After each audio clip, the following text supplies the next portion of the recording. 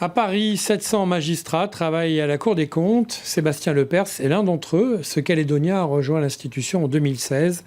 Le 2 mai prochain, il sera promu au grade de conseiller référendaire. C'est demain, lors d'une cérémonie officielle. Une belle réussite sociale pour cet enfant d'ouvrier. Le reportage de Sabrina Soualmia et Leila Zeldouma. C'est une institution plutôt secrète, créée par Napoléon en 1807.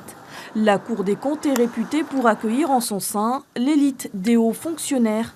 Sébastien a rejoint la prestigieuse institution en 2016, point d'orgue d'un parcours inédit.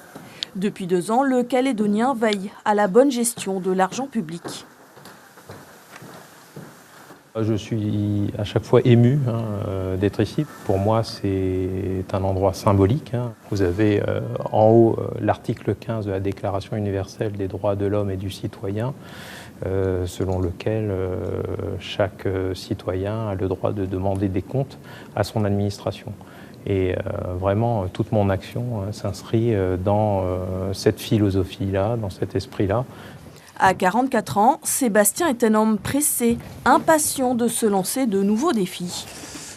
Voilà mon nouveau bureau. C'est un peu le désordre, mais j'arrive. Le magistrat vient d'être promu au grade de conseiller référendaire en charge des relations internationales. Une ascension fulgurante qui force l'admiration de ses collègues.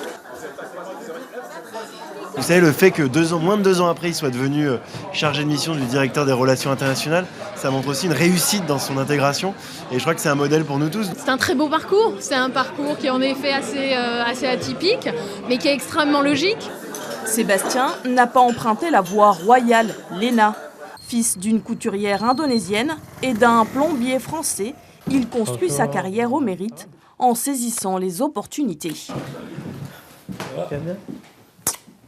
Sur un père qui n'a jamais été dans les grandes écoles, je suis le merveillé. Je ne peux pas faire mieux. Mais je ne fais pas trop souvent dire « oui, c'est bien mon fils, ça a bien réussi, c'est bien, j'ai réussi ». Je ne lui avais jamais fait. C'est maintenant que je lui dis. Bon, au début, je lui dis jamais rien. Je n'ai pas tellement changé, j'ai gardé les mêmes lunettes. Sébastien est né en Nouvelle-Calédonie. À 14 ans, il quitte les plages de l'île des Pins pour le bitume de la banlieue parisienne, où il poursuit ses études. C'était une découverte des saisons déjà, et puis découverte d'une culture qui était radicalement différente. 30 ans après, Sébastien reste très attaché à son caillou.